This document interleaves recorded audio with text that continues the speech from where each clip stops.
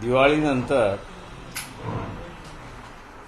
फटाके फुटणार म्हणून असं सांगण्यात आले.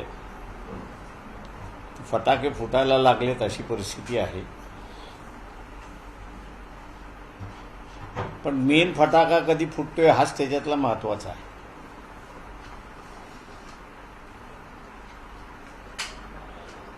हे पूर्ण राज्य माफियांच्या हातामध्ये गेलंय हे आता स्पष्ट झालेलं आहे.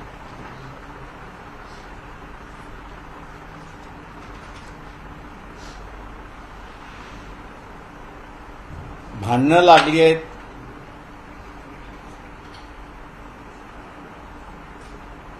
एनसीपी आणि बीजेपीचं. मी असं म्हणेन महाराष्ट्राच्या आणि देशाच्या राजकारणाला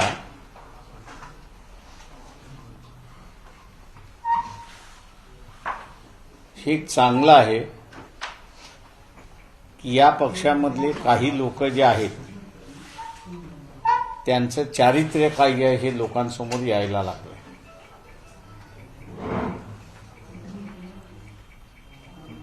राजकारण हे एकेकाळी सेवा म्हणून बघितलं जात होतं, पण आता राजकारण कमर्शियल झालेलं आहे अशी परिस्थिती आहे आणि राज्याला लुटण्याचाच मार्ग त्या ठिकाणी चाललेला आहे. मी असं मानतोय की आत्ताच्या कालावधीमध्ये कोर्टाची भूमिका ही अहम भूमिका झाली असं त्या ठिकाणी मी मानतोय. पेगसच्या संदर्भात सुद्धा पक्षाच्या वतीने ट्विट करताना असं सांगण्यात आलं होतं की सुप्रीम कोर्टाने संधी घालवली. त्यांनी दोनच प्रश्न त्या पेगसमध्ये जर विचारले असते की स्पायवेअर केंद्र शासनाने विकत घेतलेला आहे का आणि हे स्पायवेअर कोणावरती वापरलेला आहे याची यादी त्यांनी मागितली असती आणि शासन द्यायला तयार नसतं तर मॅन्डमस काढून कोर्ट हे फोर्स करू शकलं असतं. जनता ही कोर्टाच्या बाजूने राहिली असते. आज राफेलचं बाहेर निघालेलं आहे. याच पार्श्वभूमीवरती आणि आता नवाब मलिकचं बाहेर पडतंय अशी माहिती येते. कोर्टाची भूमिका आता अहम झाली असं मी त्या ठिकाणी मानतो. कोर्टापुढे ज्या कमर्शियल करप्शनच्या मॅटर्स आहेत त्याच्यामध्ये आता वेळ न लावता कोर्टाने त्या ताबडतोब निकालात काढल्या. माझी विनंती राहील हायकोर्टाला आणि सुप्रीम कोर्टाला की त्यांनी प्रयत्न बरेच करतात आहेत, पण निकाल ताबडतोब त्यांनी असर द्यावा. त्याला हँगिंग ठेवू नये अशी परिस्थिती आहे. गोशीखुतचं प्रकरण असेल तर तेही या ठिकाणी हँगिंग पडले अशी परिस्थिती आहे. ते ताबडतोब निकालात काढली तर राजकारणामध्ये जे कमर्शियलायझेशन घुसलेलं आहे, राजकारणामध्ये जे क्रिमिनलायझेशन जे घुसलेलं आहे ते बाहेर पडायला, आळा पडायला हे चांगलं होईल अशी असणारी विनंती आहे. अनिल देशमुख माजी गृहमंत्री एका प्रकरणात फसलेत असं त्या ठिकाणी दिसतंय. अनेक वर्ष त्यांना ओळखत असल्यामुळे माझी त्यांना आणि त्यांच्या कुटुंबाला विनंती आहे की कोणाला तरी वाचवण्यासाठी आपला बळी देऊ नका. जे काही पैसे जमलेले आहेत आता सगळं बाहेर पडलेलं आहे त्या कोणाकडे नेऊन पोचवले आणि कोणाकडे ते गेलेत याचा असताना जर त्यांनी खुलासा केला तर मी असताना मानतो की जसं माफीचा साक्षीदार असतो तसं या प्रकरणामध्ये कायद्याला सहकार्य केलं म्हणून त्यांना असणारं सुटका होऊ शकते अशी परिस्थिती आहे. ऑपरेशनमध्ये दाखवले एक जातंय आणि करतंय दुसरं अशी जी अवस्था आहे ती मला वाटतं आता थांबवली पाहिजे असं मला वाटतंय. अन्यथा गव्हर्नरनी असणारे ह्याच्यामध्ये लक्ष घालून योग्य तो निर्णय घ्यावा अशीच आम्ही मागणी यापुढे करणार आहोत.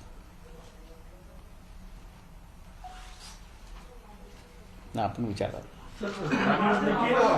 अनिल देशमुख यांनी पैसे कुणाकडे दिले हे त्यांनी खुलासा करा. तुमचा रोष नेमका कोणाकडे? मला काय माहिती त्यांनी कोणाकडे दिले. पोलीस खातं म्हणजे देणारे पुढे आलेले आहेत की आम्ही दिलेले आहेत. डिपार्टमेंट असं म्हणते की ते कलेक्शन झालेलं आहे. अनिल देशमुखांकडे तो पैसा निघत नाहीये. त्याच्यामुळे त्यांनी कोणाला तरी त्यांच्या वतीने कोणाला तरी गेलेले आहे. ते कोणाला गेले त्याचं नाव त्यांनी सांगावे. स्वतःला म्हणजे दुसऱ्याला वाचवण्यासाठी स्वतःचा बळी देऊ नये असा दुसरा बदल असं माझं राज्यपालांनी योग्य निर्णय घ्यावा म्हणजे असं माझं म्हणणं आहे की इथे काही जणांचा बळी दिला जातोय असं पूर्णपणे मला त्या ठिकाणी दिसतंय. मोरे समोर येतात आहेत पण वजीर आणि राजा काही पुढे येत नाहीये. आणि पोलीस डिपार्टमेंट जे आहे इन्क्वायरी करणारं डिपार्टमेंट आयो जे आहे ते राजाला आणि वजीराला पुढे आणत नाहीयेत अशी परिस्थिती आहे. तर ही एक गंभीर परिस्थिती आहे असं मी त्या ठिकाणी मानतोय. आणि याच्यावरती मी असं म्हटलं की गव्हर्नरनी विचार करणं हा त्याच्यातला महत्वाचा भाग आहे.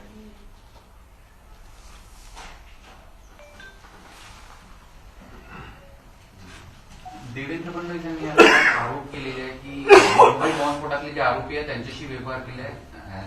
टाडामध्ये जे आरोपी होते त्यांच्याकडून नवाब मलिक यांच्या कुटुंबाशी संबंधित कंपनीने संपत्ती अगदी मातीमोल भावामध्ये LBS मार्गावर अगदी 3 एकर जमीन काही लाखांमध्येच घेतलेली आहे अशा. ते माझं त्यांना एकच प्रश्न आहे की हे त्यांना आत्ता माहिती नाहीये. ते मुख्यमंत्री असताना त्यांना माहिती होते. त्यावेळेस का कारवाई केली नाही?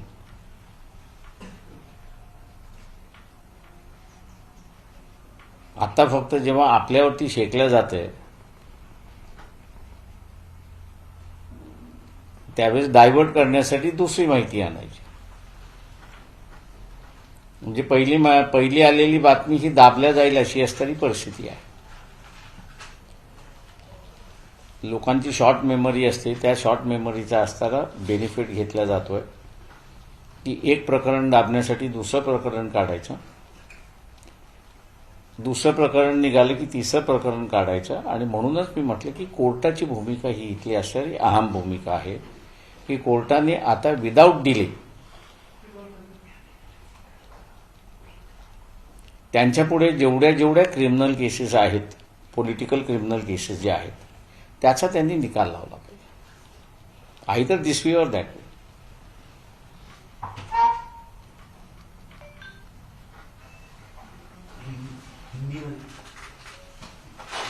हिंदी. हाँ, अनिल देशमुख.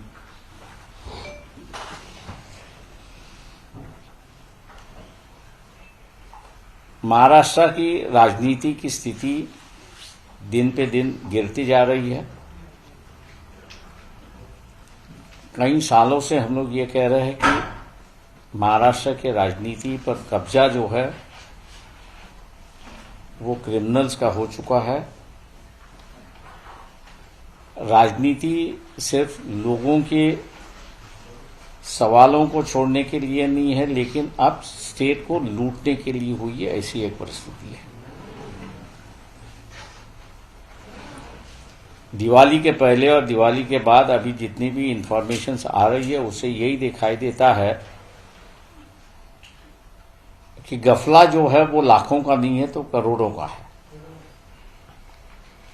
और दूसरी तरफ बेरोजगारी से लोग यहाँ पे जूझ रहे, ऐसी एक बात है, ऐसा मैं मानता हूं। आज जो है देवेंद्र फडणवीस ने नवाब मलिक पर आरोप किया कि जो ताड़ा के गुनहगार है, बॉम्बे के ब्लास्ट के गुनहगार जो है, उनके साथ में व्यवहार किया है। मैं उनसे यही पूछता हूं कि आप इतने दिन तक सोए क्यों रहे? आप इस राज्य के मुख्यमंत्री थे, तो आपके राज्य के मुख्यमंत्री के वक्त आपने ये कार्रवाई क्यों नहीं की? आज यही हुआ है कि समीर वानखेड़े ने ड्रग्स का मामला उठाते हुए कई लोगों के नाम सामने आए हैं। कुछ ऐसे व्यक्ति के नाम आए हैं कि जिससे मैं समझता हूं कि बीजेपी जो है वो तिलमिला चुकी है। राज्य के राजनीति के लिए मैं एक अच्छा अवसर मानता हूं कि लोगों के सामने जो क्रिमिनल्स है, राजनीति में जो क्रिमिनल्स है, उनकी शक्ल लोगों के सामने आ रही है।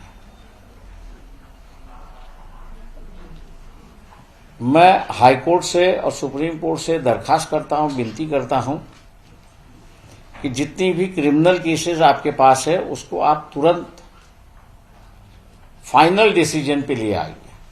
दिस वे और दैट, मतलब इस तरफ है उस तरफ उसका दिए। आप जैसे इस फाइनल डिसीजन को फाइनल ले आएंगे, वैसे वैसे पॉलिटिक्स में जो क्रिमिनलाइजेशन हुआ है, लूटमार की जो व्यवस्था आई है, उसको एक रोक लगेगा और सही छवि के लोग जो है वो राजनीति में आ सकते, ऐसी एक परिस्थिति है। नहीं तो वरना ये मैं अब मानता हूं कि इसका अगला स्टेप जो है, जो अंडरवर्ल्ड में पहले होता था कि एक दूसरे को खत्म करने की जो नौबत आती थी, वो आज राजनीति में मेरे ख्याल से आना शुरुआत होगा, ऐसा दिखाई देता है।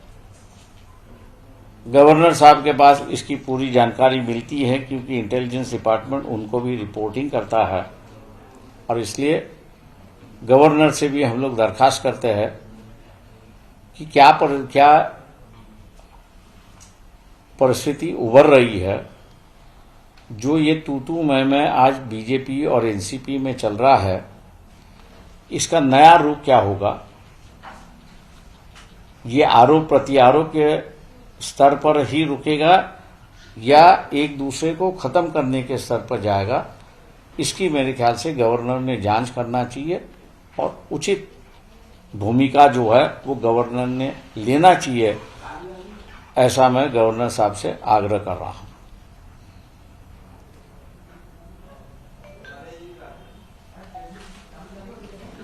समीर वानखेडेंच्या कास्टबद्दल जे काही वाद, समीर वानखेडेंच्या कास्टबद्दल जे काही वाद सुरू आहे, तर काय वाटतं सर आपल्याला? ते मी त्याच्यावरती नंतर बोलेल त्याच्यामध्ये, या ह्याच्यामध्ये आणणं उपयोगी नाही असं मानतो। ठीक है, थैंक यू। नहीं, अनिल देशमुख के बारे में आपने जो बोला, आप बहुत सालों से पहचानते हैं, लेकिन माफी का सर। माफ मैं इतना ही कह रहा हूं कि अनिल देशमुख को हम लोग कई सालों से देखता हूं, क्योंकि विदर्भ की राजनीति हम लोग करीब अब मुझे 40 साल हो गए, ऐसा मैं समझता हूं। एक अच्छे व्यक्ति है, सूझबूझ रखने वाले व्यक्ति है, लेकिन आज उनको जो है वो उनकी छवि ऐसी बनाई गई है कि स्टेट के तिजोरी के लुटेदार करके बनाई गई है। जहां तक हम लोग जानते हैं, मेरे ख्याल से कलेक्शन तो हुआ है, क्योंकि जिन्होंने दिया है उनके नाम भी वहां पर आ चुके हैं, कलेक्शन मिला है, उनका भी नाम है। हाँ, अनिल देशमुख से हम लोग या परिवार से उनसे यही कहते हैं कि भैया आप ये पैसा गया किसको, किसके वजह से आपने किया है, उनके नाम सामने आने दो। और ये अगर रोल अगर वो प्ले करते हैं तो मैं समझता हूं कि कानूनी तौर से ये सरकार को मदद की है, कानून को मदद की है, इसलिए लीनियंसी इन पे बरसाया जा सकती है, ऐसी एक परिस्थिति है।